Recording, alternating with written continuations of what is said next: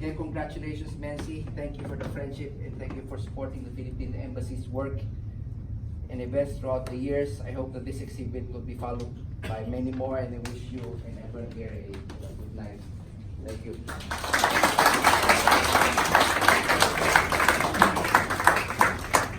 Thank you, Mr. Chusoro. As you know, the Philippine Embassy, through their Centro ng Rizal, has been very supportive in promoting arts and culture in our community.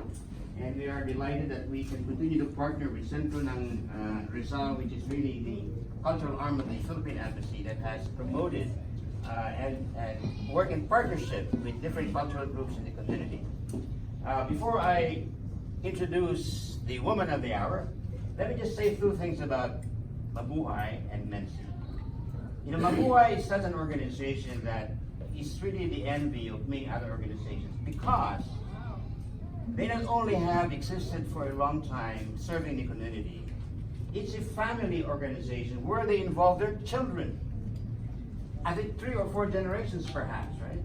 Are involved in all aspects of their program. Mabuhay Camp, you know, the summer workshops, their arts and culture school. And every time I open Facebook and I see them posting about Mabuhay, and they have their kids on weekends, you know, doing all kinds of artistic, creative activity. And they have these old geezers over here playing their music. Sorry, I'm part of it. And then now they have the young. I mean, it's truly a delightful and enriching and uplifting experience to see an organization that's truly dedicated not only to instilling love of art and culture among the young people, but also enriching our cultural life. So let's give a big hand to Mabuhay.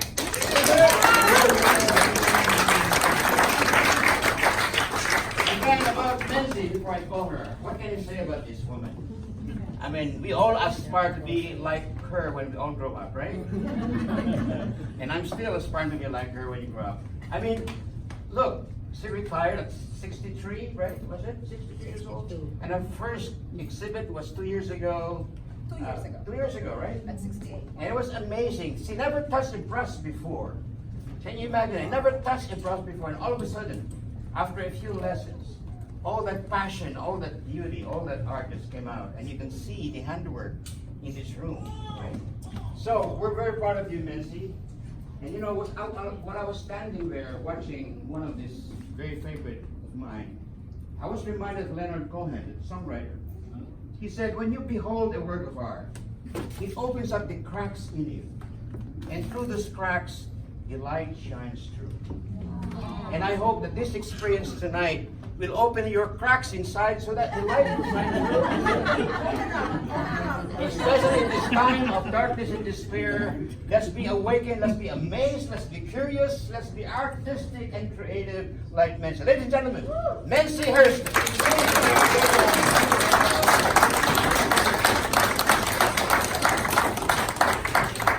Well, I have written stuff so that I will not forget because I'm 70 years old. So and sometimes the memory fails.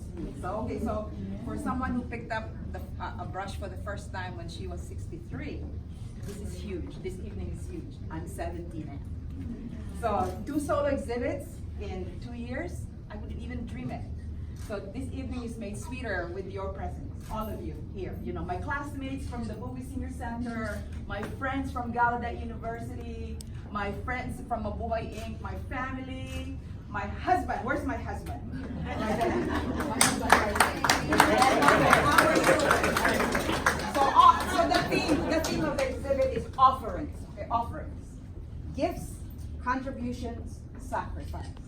As an artist of color, it is hard not to be affected by current conditions in the world, the country where we currently live in, and the community around us. As an immigrant community, we all know that we bring our gifts to the table, we contribute our talents and labor, we rev up the economic engine, and when called upon, we stand ready to sacrifice.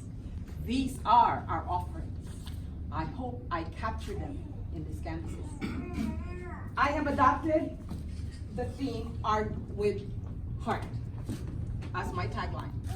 Proceeds of all sales will benefit the Maryland National Capital Park and Planning Commission, which operates centers like this that uplift the heart and soul of its community. Really, the Huntington Community Center has a very special tie to the Filipino American community.